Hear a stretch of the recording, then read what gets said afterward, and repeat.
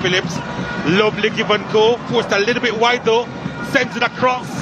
Celestine wasn't quite ready. Oh, that's brilliant from the young Haitian. Celestine trying to strike that one through. He's got it. He's got it. Haitian magic at Sabina Park. Here's the Mario Phillips. Driving effort. And almost a lucky bounce inside the box. Gordon nods it forward to Fletcher.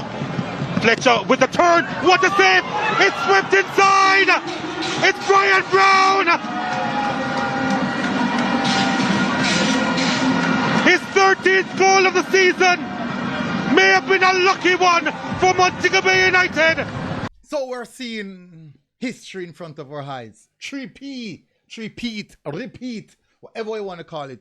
Mount Pleasant versus Cavalier in the 2024 Jamaica Premier League Finals.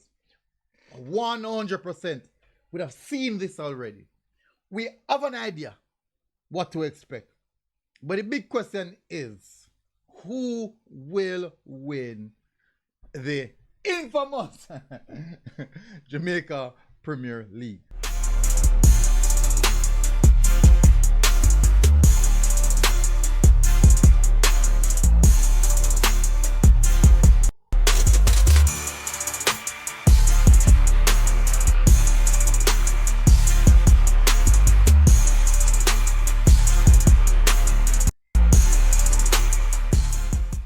So, we have just completed the second leg of the Jamaica Premier League semi-finals, where we saw Arnett Garden losing to Cavalier 1-0, and Mount Pleasant joined with Montego Bay United 1-1, which means Mount Pleasant and Cavalier advance to the final. Now, for sure, we are expecting a grand final, a big event. Mount Pleasant have invested heavily, but they do have a target, their eyes set on a target, which is the CONCACAF Champions League. They have their eyes set on the target. Now, they have accomplished that. They have accomplished the CONCACAF competitions. But guess what stands in their way of lifting another Jamaica Premier League title? A familiar foe in Cavalier FC. A team they know extremely well about. And a team that they are most definitely going up against and know that they have the potential to beat. Now, going to this final, Mount Pleasant, they are the favorites. Technically, they are the favorites based on how the league season went. But on the other hand, Cavalier are the defending champions.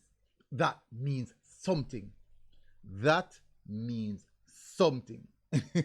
Now, how did Mount Pleasant become the favorite and not Cavalier? Because they are the defending champion. It's generally easy to say the defending champions going to the final, trying to defend their title, would most definitely be the favorites. Now, on the reason for that is, if you look at the context of the league, the 39 games, Mount Pleasant was heads and shoulders above everyone else. All the metrics, all the underlying statistics, all the underlying data showcase that Mount Pleasant are the best team in the league, undoubtedly.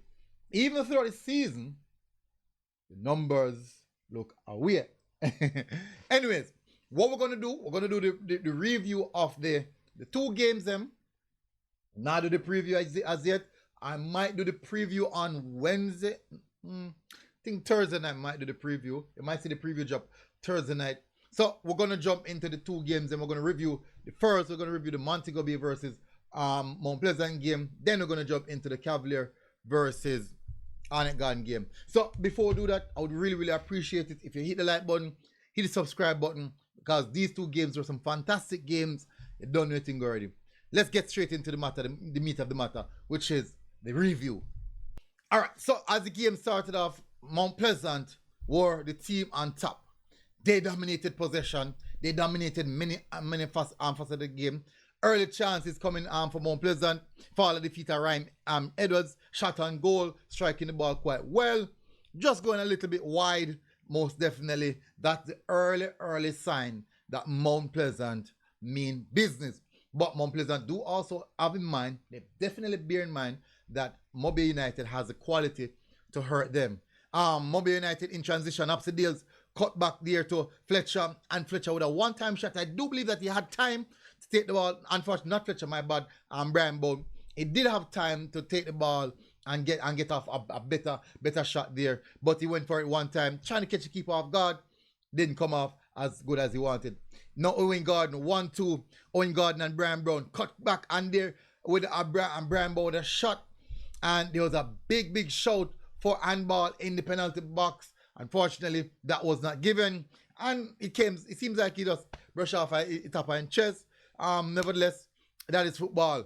Mount Pleasant back on the front foot through Celestine, who looks quite good and not much on that cross.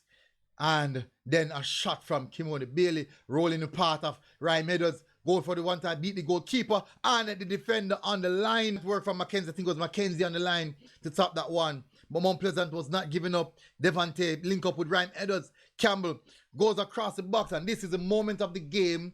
And I'm going to look at this. I'm going to go analyze this goal in detail. And I do believe that MoBay United should be beating themselves on this one. They should be beating themselves on this one. Ball goes across, 1v1 situation with Upsidales and Celestine. Now, in football, we know that Celestine is very trickery. Is a tricky type of player. And also very quick. Has the potential to beat any defender 1v1. I am worried at what happened right there. All the defenders, they stopped and left Upsidales isolated with Celestine. No one provided cover. No one even went close to him. So the moment Celestine beat Upsidales on the line, on the goal line at that point in time, Upsidales could not even touch Celestine because he was already inside. He gained entry inside the box, which made it very dangerous. You get beyond him, a slightest touch there, and it's a penalty. But one was concerning here. The moment Celestine get past Upsidales, he was technically 1v1 with the goalkeeper, and there were 3 other defenders in the box, almost 4, who were basically ball watching, and that in itself was not a good look. Celestine draw the ball as close as possible to the goalkeeper, and just slot it right through the goalkeeper's nutmeg, and there goes a big celebration for the Mount Pleasant. That is a vital goal that they needed. That goal provided some comfort for them, most definitely. That put them in a really good position. Now that put them to 2 goals up clear at that moment. And it was just really bad. If you look at that, there's no way you get past. And then that's the time when the defenders were reacting. It's not a good look. Really good work from Devante Campbell, who I thought was having a brilliant game overall. But nevertheless, the game did not end there. Chance after chance, I saw Ryan Edwards miss 2 clear-cut chances, 2 brilliant chances Ryan Edwards missed. But MoBay United was still in the game. Flick there. And a chance here for Fletcher. Fletcher with a shot on goal, and the deflection when the ball went over the goal post. And Phillips, the Mario Phillips, a pass inside, a shot, and never necessarily come off good. I thought the Mario Phillips was unplayable. He was really good. And a big opportunity there for all of the feet for the Montego Bay team. Good work there. A lot of pressure being applied on Mount Pleasant, where this is what they had to do. Good work from Fletcher, getting the ball across the goal. Goalkeeper did not hold on to that one good enough. And Fletcher got the ball across, and Brian Brown just slot onto that one and putting it away quite nicely. Very good goal from Brian Brown, I have to say. And definitely, it's what they want. This now sets up the game to be an interesting one. And the game changed when Montego Bay made 2 changes. Malachi Sterling and Peter Lee Vossel. Montego Bay gained a lot of dominance in the final moments of this game, and Mount Pleasant was very much struggling to sustain them. And a few chances still fall at the feet of the MoBay team, but a big chance fall for Siobhan Walsh. Got behind the defender, sat down Malachi Sterling, but was unable to beat the goalkeeper. And Montego Bay still pushing to try and get that vital goal, but a big block off the line from Cummins, who was brilliant. I thought he was exceptional. I thought in this game, the two players that stood out to me the most, I have to say, was most definitely Cummins and also Demario Phillips. I really enjoyed when Peter Leversley came on. He had the ball moving very smoothly right across the pitch. I thought Trimingham was good as well for MoBay United. Wells, I thought Fletcher really worked the defense extremely hard. Brian Brown put in a decent bit of work as well. Owen Gordon. So it was good. It was a very good game from Montego Bay United, but I thought that Mount Pleasant had a lot of firepower. Celestine was dangerous. Ryan Edwards, Devante Campbell. These guys were really pressing the MoBay United defense, causing a lot of problems when you have Anglin, who missed a large portion of the first leg and came here and he looked solid in the middle of the park.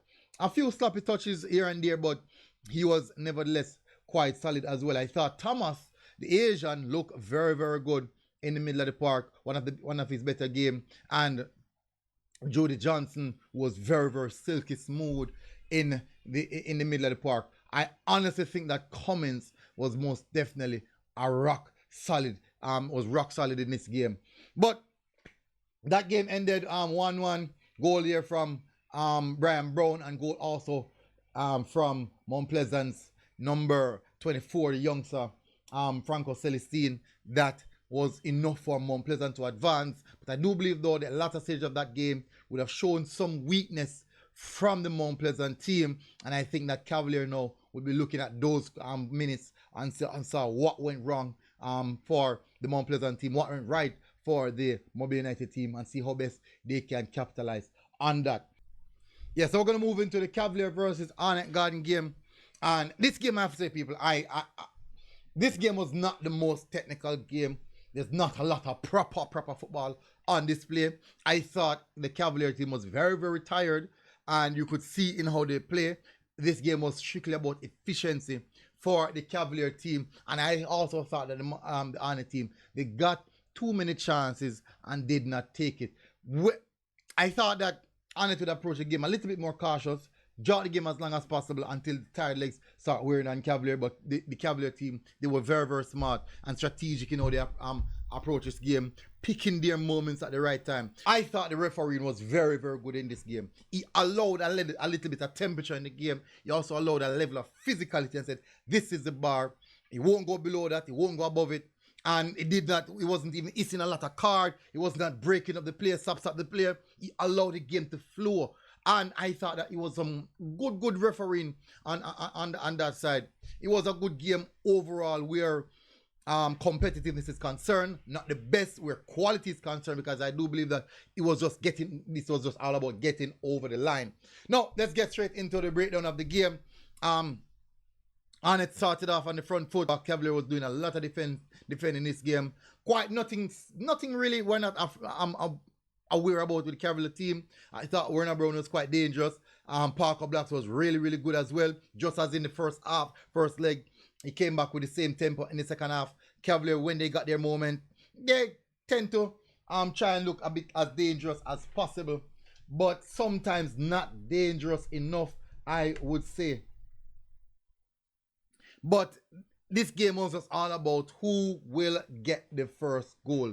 In this game, not a lot of opportunities presented itself, but in this game, I thought that Dwayne Busy Atkinson was on another level. He was clearly the best player on the pitch, 100%. And I thought that Arnett Garden was unable to deal with Dwayne Busy Atkinson, and I thought that if they had just done a little bit more defensively on Dwayne Atkinson, maybe that goal wouldn't come.